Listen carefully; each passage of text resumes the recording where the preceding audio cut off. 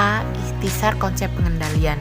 Pengendalian internal adalah sebuah proses yang dijalankan untuk menyediakan jaminan memadai dan merupakan bagian integral dari aktivitas manajemen. Pengendalian internal memberikan jaminan memadai, jaminan menyeluruh yang sulit dicapai dan terlalu mahal. Tujuan pengendalian internal: 1. Mengamankan aset. 2. Memberikan informasi yang reliable dan akurat. 3. Mendorong dan memperbaiki efisiensi operasional. 4. Menyusun laporan keuangan sesuai dengan kriteria. Selanjutnya yaitu fungsi pengendalian internal. Yang pertama, pengendalian preventif. Pengendalian ini mencegah masalah sebelum timbul. Contohnya, merekrut personel berkualifikasi, memisahkan tugas pegawai, dan mengendalikan akses fisik atas aset dan informasi. 2. Pengendalian detektif. Pengendalian internal untuk mendeteksi permasalahan yang timbul. Contohnya, menduplikasi pengecekan kalkulasi dan menyiapkan rekonsiliasi bank serta neraca saldo sebulan. 3. Pengendalian korektif. Pengendalian ini untuk memperbaiki serta memulihkan kesalahan yang ada. Contohnya, menjaga salinan backup pada file dan perbaikan kesalahan pada entry data. Yang selanjutnya yaitu kaitan pengendalian dalam membantu manajemen menyelesaikan konflik. Menurut Robert Simmons, seorang profesor bisnis Harvard, dalam membantu manajemen konflik itu ketika suatu perusahaan menganut 4 sistem, yaitu 1. Sistem kepercayaan.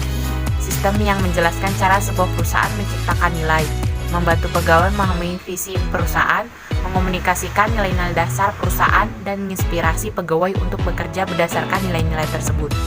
2. Sistem batas. Sistem batas adalah sistem yang membantu pegawai bertindak secara etis dengan membangun batas pada perilaku kepegawaian. 3. Sistem pengendalian diagnostik. Sistem yang mengukur, mengawasi, dan membandingkan perkembangan perusahaan aktual dengan anggaran dan tujuan kinerja. 4. Sistem pengendalian interaktif. Sistem yang membantu manajer untuk memfokuskan perhatian bawahan pada isu-isu strategis utama dan lebih terlibat di dalam keputusan mereka.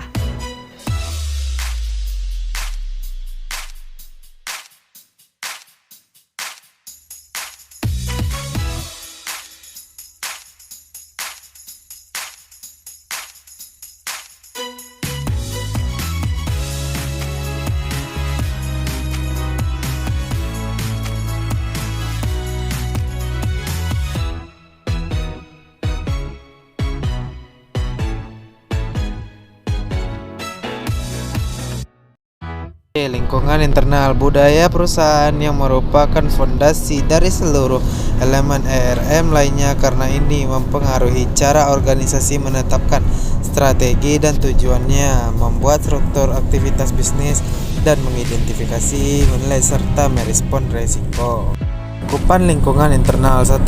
Filosofi manajemen, gaya pengoperasian, dan selera risiko. Setiap perusahaan memiliki sebuah filosofi atau kepercayaan dan sikap yang dianut bersama tentang risiko yang mempengaruhi kebijakan, prosedur, komunikasi lisan dan tulisan, serta keputusan. Perusahaan juga memiliki selera risiko, yaitu jumlah risiko yang bersedia diterima oleh sebuah perusahaan untuk mencapai tujuan dan sasarannya. Komitmen terhadap integritas, nilai etis, dan kompetensi. Suatu perusahaan harus memiliki komitmen terhadap integritas, nilai etis yang baik, karena apabila suatu perusahaan sudah memiliki integritas dan nilai etis yang baik, bisa mencegah suatu kondisi di mana terjadi suatu penyelenggaraan yang terjadi saat perusahaan itu mencapai tujuannya. 3. Pengawasan dan pengendalian internal oleh Dewan Direksi.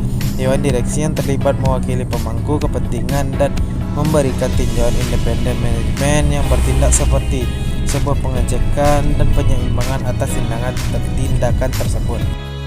Struktur organisasi. Sebuah struktur organisasi perusahaan memberikan sebuah kerangka untuk operasi perencanaan, pelaksanaan, dan pengendalian beserta pengawasan. 5. Metode penetapan wewenang dan tanggung jawab. Manajemen harus memastikan para pegawai memahami sasaran dan tujuan entitas, menetapkan wewenang tanggung jawab untuk sasaran dan tujuan baik untuk departemen maupun individu.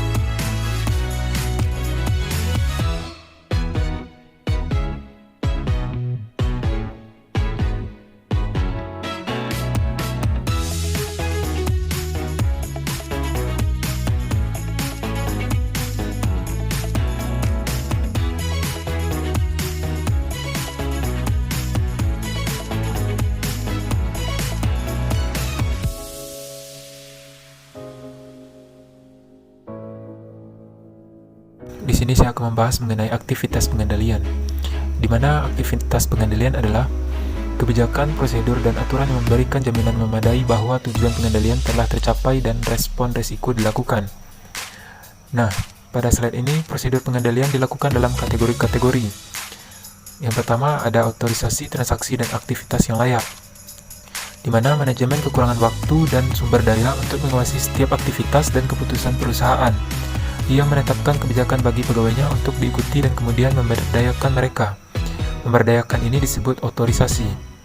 Lalu yang kedua ada pemisahan tugas. Pemisahan tugas terbagi dua sesi terpisah, yaitu pemisah tugas akuntansi dan pemisah tugas sistem. Lalu yang ketiga, pengembangan proyek dan pengendalian akuisisi atau perolehan. Pengembangan sistem yang penting meliputi hal sebagai berikut, di mana ada komite pengarah, rencana induk strategis, rencana pengembangan proyek, jadwal pengolahan data, pengukuran kinerja sistem, dan tinjauan pasca implementasi. Lalu yang keempat, mengubah pengendalian manajemen. Organisasi memodifikasi sistem yang berjalan untuk merefleksikan praktik-praktik bisnis baru dan untuk memanfaatkan penguasaan IT. Lalu kita masuk slide berikut. Yang kelima, mendesain dan menggunakan dokumen dan catatan. Desain dan penggunaan dokumen elektronik dan kertas yang sesuai dapat membantu memastikan pencatatan yang akurat serta lengkap di seluruh data transaksi yang relevan. Lalu yang keenam, pengaman aset catatan dan data. Sebuah perusahaan harus dilindungi kas dan aset fisik beserta informasinya.